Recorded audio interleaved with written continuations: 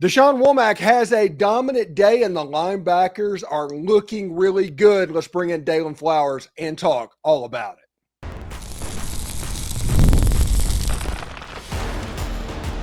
You are Locked On Ole Miss, your daily podcast on the Ole Miss Rebels. Part of the Locked On Podcast Network, your team every day. Welcome to the Locked On Ole Miss podcast. I'm your host, Stephen Willis, and we'll bring in Daylan Flowers from the Rebel Walk to talk all about today's practice. Thank you for making Locked On Ole Miss your first listen every day, and please give us a like, a subscribe, and a comment on your way out. Also, subscribe to a podcatcher and give us a 5-star review there as well. Today's episode is brought to you by FanDuel. Football season is right around the corner. Visit the FanDuel app today and get started planning your future bets. All right. Daylan, Deshaun Womack was a force in his return to full duty. He alternated with Princewil Umanmielen. I've got theories, and we're going to flesh them out over the next 15 minutes, but that's a very good sign that Womack is showing out today. Yeah, it looks good. And again, you know, Pete Golden mentioned this pressure today. I won't get too far into that right now, but just having multiple guys at different positions to have a lot of different packages and personnel within that defensive line is important for what they want to do at Ole Miss and what Pete Golden's system is like. And as well, having a lot of guys, but a lot of those guys being versatile and having Deshaun Womack there was really beneficial for the line today. You know, his versatility as a defensive lineman to get downhill, be a force in stopping the run, and create some disadvantages for the offense today was really eye-catching. And his mindset as a young guy, but as well having that experience at LSU, transferring from there and being from Baltimore as well, he's seen the ranks of a lot of different ways the game is played and really confines well. And so I think the different ways that Pete Golden is going to attack this year in terms from a rushing and maybe a blitz package type of system within his defense front. So Deshaun Womack looked really, really good today. And this is kind of the meat part of the fall camp where you kind of have those guys that are, you know, competing at the highest level to now prove that, you know, I can be a starter for you, or I can do this for you, I can be at this position and excel at those positions for you. So allow me to show you what I can do. And Deshaun Womack and a collection of other guys within the defensive team are proving that right now. And I think it's important not only at this exact moment because the first game is coming up, but another scrimmage for the team is coming up this weekend. And so being able to solidify those roles and those moments for certain players like Deshaun Womack and other guys is really important. And I think it speaks on the totality of their abilities, but as well, what type of players Pete Golding and his staff are looking at when they're, you know, recruiting from the transfer portal. Who are they eyeing? You know, are they guys from other conferences, and what do those guys do? Or what are these guys that they're getting from the SEC schools that do? What do they do really good? How can they be more of a advantage to this Ole Miss team than maybe they were at their other SEC schools? Yeah, it's pretty interesting. And you mentioned the scrimmage on Saturday coming up. My sources inside the building said they're treating that scrimmage like it's a Super Bowl. They are trying to get as hyped as they could because competition is so important. Everything around this team is big, and this is the last opportunity before the Georgia State game to go out and have a full contact scrimmage. Yeah, I think that these scrimmages right now, last weekend, I think from, you know, hearing from Lane and the players throughout the weekend, the coordinators today, they learned so much last weekend. And whether that's from a quarterback perspective, the offensive line, the secondary, there were so many takeaways for the coaches from last week. They put those things into list within this week's practice. I feel like there's the certain mental standpoint of the players this year of this week has been a little bit different than the past couple of weeks. I think they're putting everything into the marbles this week, not only because, you know, this is our week 3 for camp is kind of that really meaty part, in my opinion, for players. They've been doing 2 days like crazy all week. And, you know, this is going to be, if I'm not mistaken, the last scrimmage before the official first game of the season against Georgia State.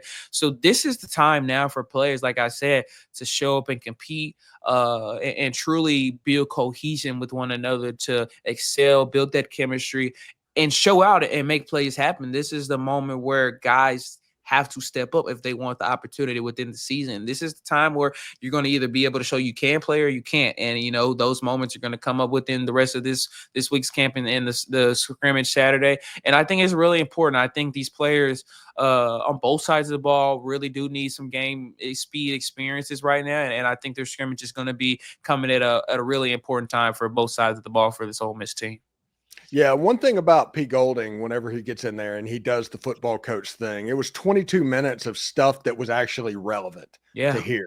It's not like nothing against the Lane Kiffin press conference, nothing against even a Charlie Weiss press conference.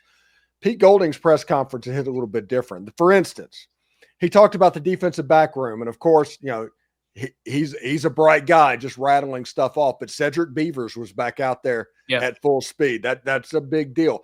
He mentioned Dante Core, who is on the ascension, on the rise with what's going on. Antonio Kite is kind of the leader in the cornerback room at the moment. Ricky Fletcher has a lot of height and speed. And then he mentioned Chris Graves at the back end. I think the cornerback position, they are a lot further along than they thought they were going to be whenever this fall camp started. Yeah, and one huge thing I think for that is the availability of Jalen Braxton. Pete mentioned it in his pressers today. Just you may see him at free safety, strong safety. You may see him at the corner this year, depending on the packages that they run. And they've tried him out at a lot of different roles as well, and have watched a lot of critical film with him to understand where he could be great at and how he can be complacent in a lot of different positions. I said this with my guy Zach Moretz, kind of chatted earlier today, but there are guys that, are maybe big and bring a different bit of athleticism to the secondary, and there are other guys maybe a little bit undersized, but, maybe a little bit more quicker and have better hands. And he may get downhill to read slot routes against wide receivers a little bit better compared to different corners or secondary guys. I think that's important to have depth in those versatility players in the secondary. When you're playing in the SEC, you're going to face receivers that may be 6'4", 205, and you're also going to see those guys that may just be 5'11", 195, but run a 4.40, 40. So it's great to have those guys in the secondary to do a plethora of things really good.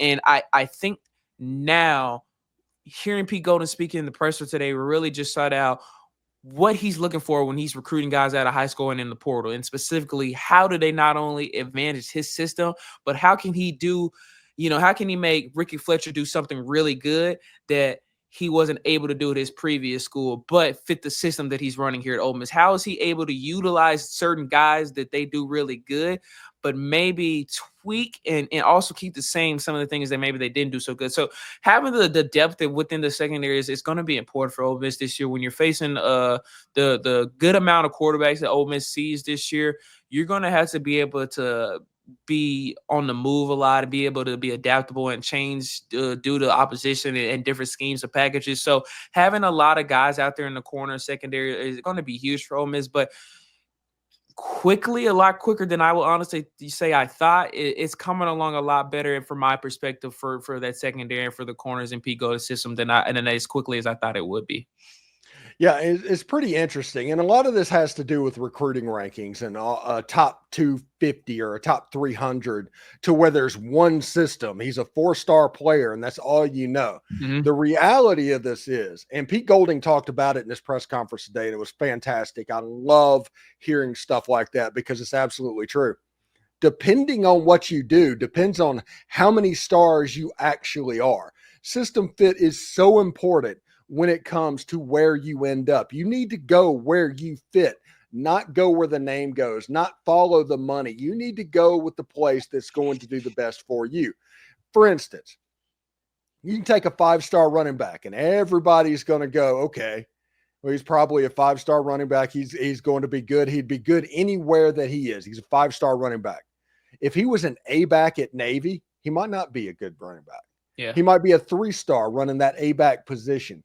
It all depends on where you go, what matters to each player. And Deshaun Womack, who was a 5-star at LSU, they had multiple defensive coordinators. There was not much continuity there. Mm-hmm. If Pete Golding turns Deshaun Womack into the dominant player that he was today, that's a win. That's a system fit. That's a chance where when he recruits, it's like, hey, Jake Cruel, you want to go to Oklahoma? That's great. Fantastic. If that doesn't work out, we're here. We think you're a system fit. Go find out there if you are or not. Yeah, it's important, and I think it speaks on the importance of stability in whether you're in the college ranks or you're in professional as well. And it speaks on the culture of Ole Miss. Being able to bring back the entire staff on both sides of the ball is really important. You when you're able to recruit guys, you're selling a home, a future for these players, and whether or not they commit to you right out of high school, it's not something to lose your mind about anymore. When you get a guy like Caleb Odom, who you recruit really strongly out of high school, but goes to Alabama, but a year later he's now in Oxford and with the Ole Miss helmet on. So recruiting is strong, but also having the goals set for what you want to do properly is important. And when you have coaching stability, when you have great retainment within your staff, and each position group knows what the coordinator wants and what they're looking for, what's going to be able to set the Ole Miss standard, that's huge. And that's not only huge within the program, but it's huge when you're going to guys' houses and recruiting them and selling them a pitch to be like,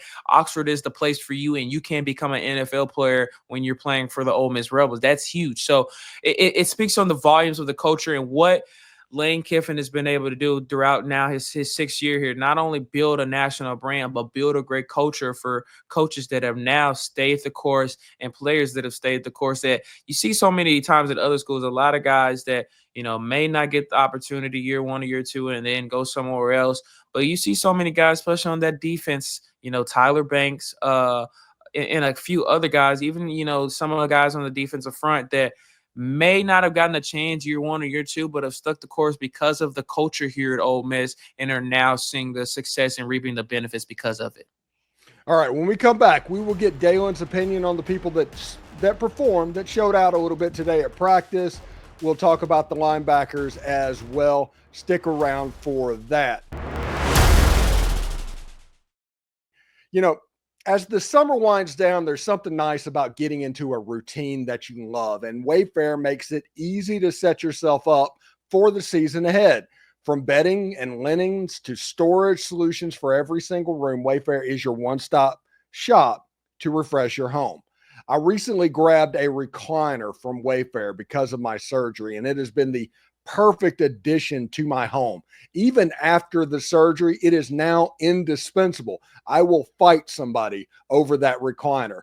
Wayfair has it covered for you as well. This is the perfect time to get your home ready, whether it's organizing, upgrading your workspace, or even making weeknight dinners even a little bit easier. Get organized, refreshed, and back to the routine for way less. Head to wayfair.com right now to shop all things home. That's WAYFAIR.com.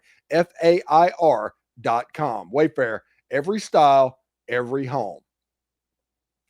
Also, August 26th is officially FanDuel Futures Day, a brand new holiday for football fans who live for bold predictions and preseason hunches. Just for 24 hours, FanDuel is giving you deals on NFL season predictions. So whether you're calling for an MVP, eyeing a long shot division winner, or ready to crown your Super Bowl champion before week 1 even kicks off, this is your moment. So take a flyer on the MVP race. I'm going with Jaden Daniels right now from the Washington Commanders. Crown your champion in August. I think this is going to be Buffalo's year finally, or maybe you can parlay your division winners, dark horses. Hey, the New Orleans Saints, right? Or the Washington Commanders. We'll see what's going on there. Visit the FanDuel app today and start planning your futures bets now, because Futures Day is one day and one day only. FanDuel, play your game. All right, Daylan. So what were the 3 players that were the standout during the viewing period of practice today? It's a good question, man. I think Trace Bruckler looked really good, and I know that may not be a guy that stands out to a lot of people. He's a tight end outside of Frisco, Texas, but has gotten the opportunity over the last couple of practices to really showcase some talent. Looks good on the line of scrimmage in terms of the pass blocker and the personnel that they've been running. Has been really good in the red zone in the short amount of red zone kind of full on head on intense plays that they've been running. He's looked really good, and I think he may come along in some moments that we may not expect him to be out there, or maybe if injuries happen. I think Trace Buckler has really looked good. Ricky Fletcher had another great day. I'm really just in awe of his abilities.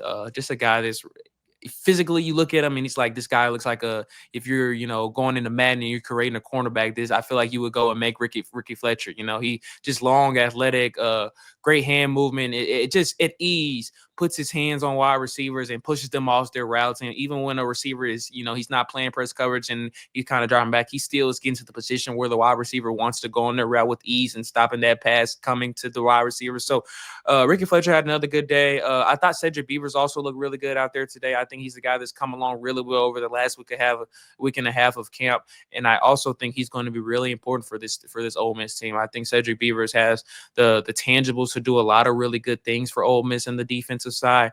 And I think, again, Pete Golding is looking at guys that can be flex players, play a lot of different positions, use their versatility and do a lot of different things to not only benefit Ole Miss, but confuse opposing offenses when they're watching film. You may not see some of these guys 1 week at one position, and then when the game time comes, you may see them in a lot of different moments and stuff like that. So I think those would be some of the guys that stood out today. I think there were a collection of players that had good days, but I think, those would be some of the guys that stood out. One more guy that I would just say again is Kewan Lacy. I think him and Logan Diggs, presumably, obviously, I'm just from the media perspective, we only get certain viewing points from the practices, and I'm not a coach or anything like that. But Kewan Lacy and Logan Diggs presumably kind of look like the 1-2 punch in the running back room, and he's continued to excel throughout the week and look really, really good today as well.